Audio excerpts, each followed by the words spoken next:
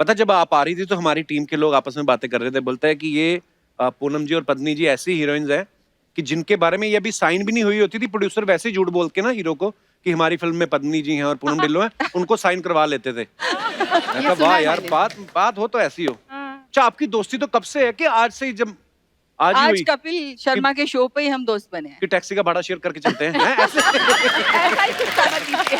नहीं, आप सुपरस्टार हैं अपनी अपनी टैक्सी में, अब अपनी अपनी टैक्सी में कह रहा हूँ, आप अपनी अपनी कार में ही। लेकिन क्या है, हमारे आदमी तो अपने बड़ों से सीखता है ना, तो हमारी अर्चना जी कभी कभी ऐसा करती हैं। क्या करती हूँ मैं? ये ऑटो में आती है ना तो उसको आधा भाड़ा देती हैं। क्यों? बोलती तू भी तो साथ में आया है। अच्छा आइडिया देते। वो बोलता है ठीक है मैडम, मैंने तो ऑटो चलाया भी है, कोई बात नहीं, जाते हुए मैं चला लूंगी। पर जोक्स अपार्ट मैम, ऐसे कहा जाता है हमेशा ही हमारी इंडस्ट्री में कि यार हीरोइंस की कभी दोस्ती नहीं होती, लेकिन आपकी दोस्ती को देख के लगता है कि वो बिल्कुल अफवाहें हैं। तो आपकी कब से है मैम दोस्ती और कैसे हुई आपकी दोस्ती? अक्सर एक्चुअली हमें भी ये पूछा जाता था हीरोइंस कैसे दोस्त हो सकती हैं। ऐसे क्यों नहीं हो सकती भाई, कोई मतलब वहाँ पे हम लोग रेसलिंग के लिए तो आते नहीं हैं, आपस में काम करते हैं और कोई किसी के साथ मतलब अच्छी ट्यूनिंग हो जाए तो दोस्ती हो जाती है।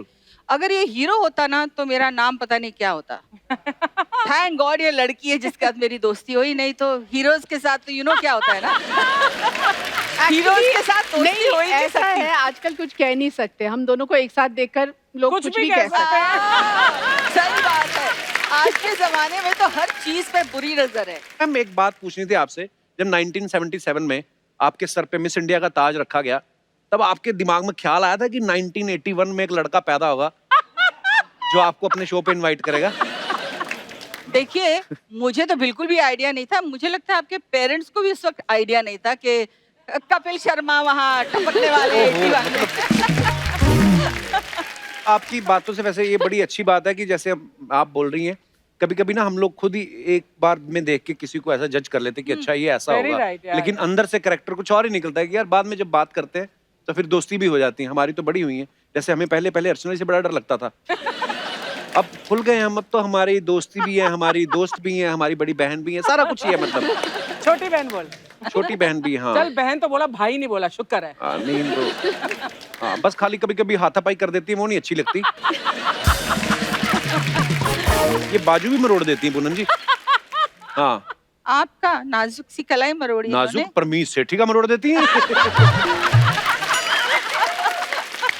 अरे वुमन पावर यार। पर वैसे मैं मतलब इतना खुश था सोच के कि आज आप हमारे शो पे आ रहे हैं। जैसे मैं अगर पूनम जी की बात करूं तो उन्होंने पहली फिल्म त्रिशूल में बच्चन साहब, फिर शशि कपूर साहब, फिर संजीव कुमार साहब, मतलब तीनों ही धुरंधर अपने टाइम के, और ऐसे कमाल के एक्टर बच्चन साहब स्टाइल और पूनम जी। मेरा लाइफ का पहला शॉट उनके साथ था। तो मैम आप उस समय नई नई आई थी, तो आप उस समय नर्वस थी वैसे? देखियो, नर्वस आप तब होते हो जब आपको पता हो कि ये क्या हो क्या रहा है सामने। मैं तो बिल्कुल कुछ आइडिया ही नहीं था क्या हो रहा है। बोला इधर खड़े हो जाओ, मैंने कहा खड़ी हो गई। अच्छा, एक चाटा मारा शशि कपूर ने तो मतलब ऐसा रिएक्शन दिया, अमिताभ बच्चन ने उठाया गोद में, मतलब मैं उनको तो पता ही नहीं कि लड़की पहली बार शॉट दे रही है लाइफ में। एक्चुअली इसको भी पता नहीं था कौन उठा रहा है। अच्छा, बचपन से आई थी ना, इसको पता भी नहीं कौन है सामने। तो जब बच्चन साहब ने उठाया होगा, ऊपर तो हवा भी बड़ी आती होगी, इतने लंबे बच्चन साहब। तो I think I was to I would say uninformed कि मैं नर्वस भी हूँ।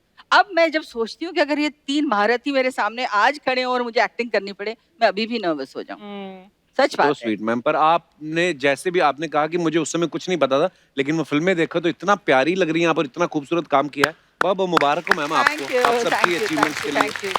मैं भी एक्चुअली टेक्निकली बेबी पूनम नहीं थी, ये तो टेक्निकली बेबी पद्मनी हाँ, थी। एक्चुअली अच्छा ये बड़ा फर्क होता है मैम पद्मनी जी, वैसे मैंने देखा है आप छोटी उम्र में फिल्मों में आ गई थी। ये बड़े शहर में जो बच्चे पैदा होते हैं उनमें और हम में यही फर्क है, इनको बचपन से ही पता है कि हमने बड़े होके ये करना है, तो छोटे होते ही वो उसी फील्ड में चले गए। हमें पता ही नहीं था बड़े होके क्या करना है। जैसे अर्चना जी हैं, ये तो पहले गलत फील्ड में चली गई थी, किसमें? पहले एक्टिंग करने लगी थी।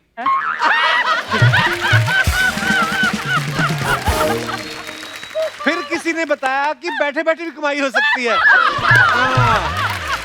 क्या अच्छी बात है, वाह वाह। पद्मिनी जी, जब आप बच्चे के तौर पे जाती थी, आप you know as a child artist काम करती थी, तो प्रोड्यूसर आपको पेमेंट देता था कि खाली पेस्ट्री खिला के भेज देता था कि बेटे खाओ ये? नहीं नहीं, पेमेंट मिलती थी। मेरे माता पिता जो थे वो तो नहीं बच्चे थे ना। उस वक्त तो एक्चुअली दौर ही अलग था, तो बड़े बड़े जितने भी स्टार्स होते थे तो उनके सामने जाकर हम यूं ही हंसते खेलते थे और मस्ती में थे, बिकॉज बच्चे बहुत साथ थे। अभी जैसे ड्रीम गर्ल फिल्म की मैंने, उसमें काफी बच्चे थे साथ में, बट ऑफ कोर्स सत्यम शिवम सुंदरम और इश्क इश्क इश्क के बाद तो देव अंकल, राज साहब, उनके साथ तो बहुत बहुत बहुत कुछ सीखा मैंने। वाह। पूनम जी, आप वैसे शुरू से हीरोइन बनना चाहती थी? बिल्कुल नहीं, मैं तो मतलब कैसे गलती से आ गई। कैसे मतलब? और सोचा था कि मैं मतलब पढ़ाई करूंगी, कुछ लाइफ में एग्जाम देने का बहुत शौक था। अच्छा जी। तो मेरे बच्चे मुझे अभी बोलते हैं, मॉम यू आर वियर्ड, कि किसको पढ़ाई और एग्जाम्स का शौक हो सकता है, but I used to love my studies. और मैंने जब फिल्मों में आई तो एक छुट्टियों में एक छोटी सी फिल्म सोचा कर लूंगी। छोटी सी फिल्म मतलब त्रिशूल थी वो। उसके बाद मैंने वापस गई और +2 के एग्जाम के लिए आई मीन कॉलेज में एडमिशन ली, फिर नूरी आ गई। वाह। और नूरी आने के बाद फिर से मैंने ना बोला मुझे नहीं करना, फिल्मों में काम नहीं चेहरे पे करना। नूर आ गया था पता, नूरी देख के।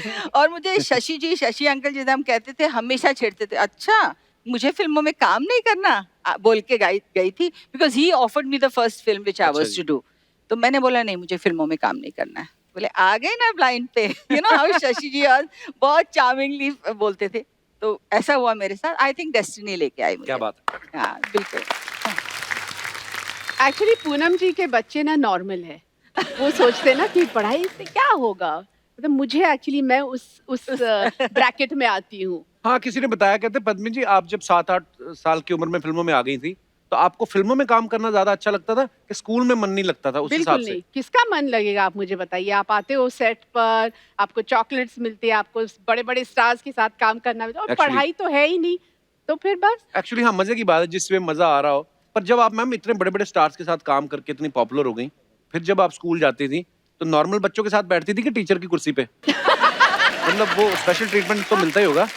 कोई स्पेशल ट्रीटमेंट नहीं, मेरा पारसी स्कूल था, तो काफी स्ट्रिक्ट थी हमारी जितनी भी टीचर्स थी, बहुत स्ट्रिक्ट थी। इनफैक्ट मेरे ख्याल से वो लोग जहाँ फिल्म बच्चे देखते हैं और भी ज्यादा थोड़े से स्ट्रिक्ट हो जाते हैं। उनको लगता है ये बिगड़े हुए हैं, ये छुट्टियां मारते हैं, ये लोग प्रिविलेज्ड हैं, तो you get extra mean treatment. या पर आपका तो पूनम जी, मैंने सुना कि आप तो सेट पे भी जब होती थी शॉट दे के बीच में शॉट, उसके बाद भी किताब खोल लेती थी। मुझसे पूछिए। सही बात है ये। हमारी जब बिल्कुल शुरू हुई थी दोस्ती नहीं ऐसे था। अच्छा। हाँ बताओ। कहते हैं ना, टू नेगेटिव्स अट्रैक्ट, तो ऐसा ही हुआ हमारे साथ। अच्छा। या एक्चुअली तो ये मैडम कोने में बैठ के अपनी किताब खोल के पढ़ती थी, और संजू और मैं, मतलब संजू बाबा, हम ऐसे दूर से उसको देख के ना why don't you tell actually. उससे पहले started before that also, if you don't remember, ये प्रेम रोग की शूटिंग कर रहे थे मैसूर में, और हम बीवी और बीवी की शूटिंग कर रहे थे। अच्छा जी। तो ये राज कपूर जी के साथ शूटिंग कर रहे थे और मैं राहुल रवेल के साथ। अच्छा जी। तो यूनिट साथ में सेम, दोनों राज कपूर फिल्म्स थी। So she had this habit of giggling at everything. तो जब भी आती थी अपनी हेयरड्रेसर के साथ मिलके अभी भी करती हूँ। नहीं दूसरे को देख के तो I used to say what is mean and rude girl. See when you yourself are 17, 18, 19 years old, तो आपको वही फीलिंग आती है ना। Right. अब तो मैं समझ गई हूँ। इसको एक्चुअली अट्रैक्ट करने का यही एक तरीका था ये। नहीं तो आदमी कोई किसी की तरफ देख के हंस दे ना तो आदमी अपने कपड़े चेक करने लगता है कि मैंने कुछ गलत तो नहीं पहना हुआ। तो हमें किसी ने ऐसे ही बता दिया, कहते हैं एक्चुअली पूनम जी ना सेट पे इसलिए पढ़ती रहती थी, उन्होंने अपनी सारी फीस एडवांस में भर दी थी तो मजबूरी में पढ़ना पड़ रहा था। लेकिन पूनम, अगर तुम फिल्म इंडस्ट्री में आना कभी चाहती ही नहीं थी, इरादा ही नहीं था, तो फिल्म इंडस्ट्री वालों की नजर में कैसे आई? I mean Shashi Kapoor offered you film. Actually Yash Chopra ji की नजर में आई। उन्होंने कहीं पे रैंडम तस्वीर देखी मेरी, and you know a man of his calibre, एक नजर देख के उनको लगा, और कहाँ से ढूंढ के निकाला, चंडीगढ़ से। मैं बॉम्बे में भी नहीं रहती थी, तो लिटरली इन्वेस्टिगेशन CID सब किया उन्होंने कि कहाँ पे रहती है, पेरेंट्स कौन है, तो वैसे करते करते मुझे खोज निकाला। वाह। तो इट वाज इंटरेस्टिंग। या वाह। अच्छा, कभी कभी ना हम किसी ऐसी सिचुएशन में फंसे हो ना जहाँ पे हमें बोला गया हो कि हंसना नहीं है, वहां पे ना बहुत हंसी आती है। और मैंने सुना है पद्मिनी मैम की ना हंसी बड़ी कच्ची है। तो मैम कभी ऐसा हुआ है कि ऐसी सिचुएशन में जहाँ आपको हंसी आ गई हो, फिर बाद में आप एम्बैरेस हुई कि नहीं यार मुझे हंसना नहीं चाहिए था, कभी हुआ आपके साथ ऐसा? इन्हीं के सामने हुआ होगा। हुआ है तो। नहीं, पर ये जो हम फिल्म कर रहे थे, एक संजय दत्त और ये और मैं, हम 3 थे, और संजू भी इतना बदमाश है, वो तो आप सब जानते हैं, दुनिया जी। जानती है संजय दत्त कितना नॉटी बॉय है। तो ये दोनों मिलके, आई थिंक आपने पहले कोई फिल्म की थी साथ में, how were you all friends? मैं 3-4 फिल्में कर चुकी और हूँ ना मैं संजू आई के यूज्ड टू साथ। फील वेरी एलियन के दोनों गैंग अप जो हो जाता है ना, 2 जन एक हाँ। दूसरे के साथ और तीसरे, so that's how they used to be mean to me at that time. Then my poor ये बड़ी लिटिल, स्नॉब थी एक्चुअली, बड़ी स्नॉब थी। मैं तो सोच रही हूँ तुम दोनों की बातें सुनकर कि कमाल है, तुम दोस्त हो, वो मीन थी, वो स्नॉब थी, ये सब ही हो रहा है। इसके ऊपर तालियां, तालियां। पत्नी मैम, आपके बारे में सुना है कि आप जिनके साथ भी काम करती थी, चाहे देव साहब हो, चाहे राज कपूर साहब हो, आप उनकी नकल बड़ी अच्छी उतार लेती थी। बिल्कुल। एक्चुअली क्या है, मैं काका जी की बहुत बड़ी फैन थी। राजेश बचपन खन्ना में, साहब। राजेश खन्ना साहब की। और उनके जितने भी गाने थे, मैं एक्चुअली रिकॉर्ड उनका लगा के डांस करती थी। फिर देव अंकल की फैन बनी, फिर उनको मैं कॉपी करती थी, फिर शशि अंकल की फैन बनी। तो उनको मैं कॉपी करती-करती, शायद वो मेरा एक ट्रेनिंग था Actually. As an actor. हाँ। मैम थोड़ा सा हो जाए आज देव साहब का, कुछ ऐसे मजा आ जाएगा मैम। नहीं, नहीं, नहीं, नहीं, उसके लिए आपको मुझे नहीं, वो जैकी को बुलाना पड़ेगा। किनको? जग्गू जैकी, को। वो तो अच्छा। सीधा खड़े-खड़े ही देव साहब लगते हैं।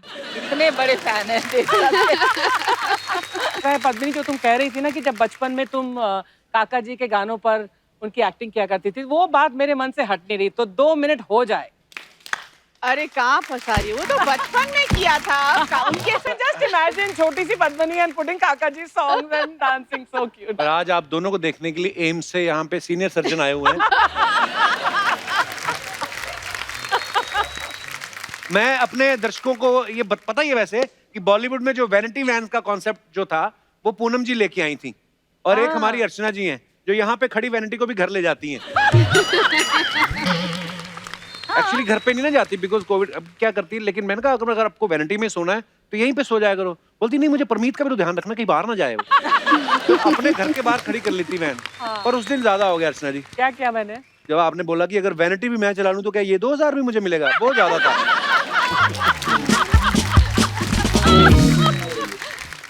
अच्छा मैम, उस जो 80s में जब फिल्में बनती थी तो ज्यादातर उस जमाने में न वैनिटीज हुआ करती थी, हाँ। न कुछ हुआ करता था। हम लोग बस देखते थे पेड़ कहाँ पर है, छांव में जाके बैठे, कुर्सियां लगा के, पंखे चलते थे, कोई एसी नहीं था, कुछ नहीं था। अच्छा, वो सब तो फिर भी ठीक था, जब कपड़े चेंज करने होते थे बहुत मुश्किल कॉस्ट्यूम होती के थी लिए, यार। माय हाँ। गुडनेस, वहां से मेरा थॉट आया। मैंने कहा यार, हम लोग जाते हैं, एक हेयर ड्रेसर एक साइड से कुछ चद्दर पकड़ के खड़ी है, हम कहीं हाँ। पीछे चेंज मुश्किल कर रहे होता हैं, है। मतलब आउटडोर्स में तो बुरी हालत होती थी।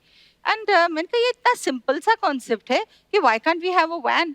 एंड मुझे सारे प्रोड्यूसर्स बोलते थे कि why would a new producer pay so much extra for it. आज देखिए, स्टूडियो है, मेकअप रूम है, फिर भी वैनिटी सब बाहर खड़ी हुई हैं। आई क्या फील बात है। Very thank you, thank you.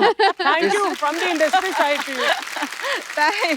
In fact लोगों को लगता है ये इतना ग्लैमरस प्रोफेशन Yeah. है कि यहाँ पे पता नहीं क्या क्या होता होगा। बहुत हार्ड वर्क है, और किस मुश्किल सर्कमस्टांसेस में हम डांस कर रहे हैं, बहुत खूबसूरत रोमांटिक लग रहे हैं, उधर पैर जल रहे हैं गर्मी में, और नीचे पत्थर हैं गरम गरम, Yeah. पर एक्सप्रेशन फिर भी लव एंड रोमांस। लगता है मैं हीरो से इश्क है, और उन्होंने जल्दी शॉट लो, खत्म कर। एक्चुअली अब तो फिर भी माहौल बहुत बदल गया मैम, अब तो बड़ा इजी हो गया है। हालांकि मैंने सुना है जब अर्चना जी ने फिल्में शुरू की उस समय कैमरा भी नहीं होते थे।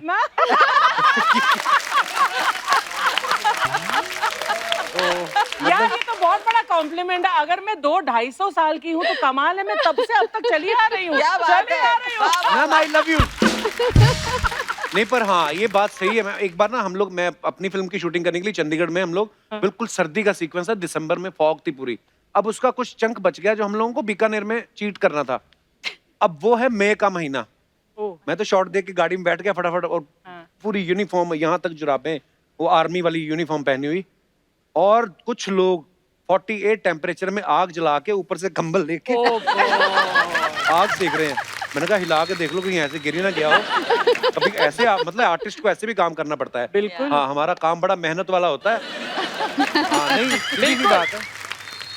अच्छा, ऐसे माहौल में जब इतना मुश्किल हो शूट करना, तो तब आपको पता चले कि एक स्क्रिप्ट आई है जिसका शूट जो है स्विट्जरलैंड में है। ओहो। तो उस समय फिर आप क्या करते थे? आप खुशी में पैसे भी कम कर देते कि पैसे हमारी फीस कम कर देते, लेकिन चलो बाहर शूट करने? ऐसा किया कभी आपने? बिल्कुल नहीं। हैं? बिल्कुल नहीं, पैसा क्यों कम करेंगे भाई? हाँ। इनफैक्ट फॉरेन शूटिंग के लिए एक्स्ट्रा चार्ज होना चाहिए था, अभी किया नहीं हमने कभी। आपको एक चीज पता है, मैंने एक फिल्म लंदन में शूट की, रोमांस नाम था। अच्छा जी। वहां बोलते थे 7 o'clock ready with makeup, okay. तो हम सोचते थे जैसे इंडिया की तरह 5 बजे अंधेरा हो जाएगा, घर आ जाएंगे, वहाँ 6 बज गए, 7 बज गए, 8 बज गए, 9 बज गए, अंधेरा ही नहीं हो रहा हाँ, था। तो एक्स्ट्रा आवर शूट करते थे हम लोग, 10 बजे तक शूटिंग चलती थी, क्योंकि Actually. डे लाइट पूरी, तो एक्स्ट्रा मेहनत होती है फॉरेन ऑल्सो जाके। प्रेम रोग के वक्त, प्रेम रोग की शूटिंग थी एम्स्टरडेम में, एग्जैक्ट सेम माहौल, 5 बज रहे, 6 बज रहे, 7 बज रहे, और धूप, इतनी धूप, 10 बजे पैकअप होता था, मतलब सुबह 9 बजे से लेके रात के 10 बजे तक शूटिंग होती थी। आप तभी एम्स्टर्डम चले गए थे? वाओ, मैं तो अभी जाके आया थोड़ी देर पहले ही। आपने कुछ अलग टाइप का एंजॉयमेंट लिया होगा, इन्होंने वो सब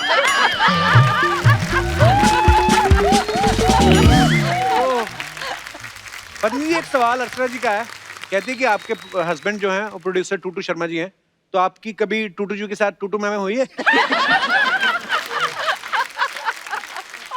एक्चुअली अच्छा है ये, एक्चुअली प्रॉब्लम अब समझू, इसी की वजह से कोई टूटू मैं नहीं हुई है। वो बहुत बेचारा चुप हो जाता है, ये जब बोलती है, स्कॉर्पियन वुमेन है, तो कोई इसके सामने बोलता नहीं। बोलती हैं तब नहीं बेचारे, जब शादी हो जाती है आदमी तभी बेचारा हो जाता है। ऐसा लोग कहते हैं, मैं नहीं कहता। अच्छा, हाँ, मुझे तो बड़ा अच्छा लगता है। आप भी अच्छा, अभी आप घर जाओ ना, कभी वैसे ही वाइफ पूछ ले कहाँ से आ रहे हो, आप चाहे काम से ही आ रहे हो, आदमी 1 सेकंड के लिए तो डर जाता है, क्या मतलब कहाँ से आ रहे हो, काम से आ रहे हो?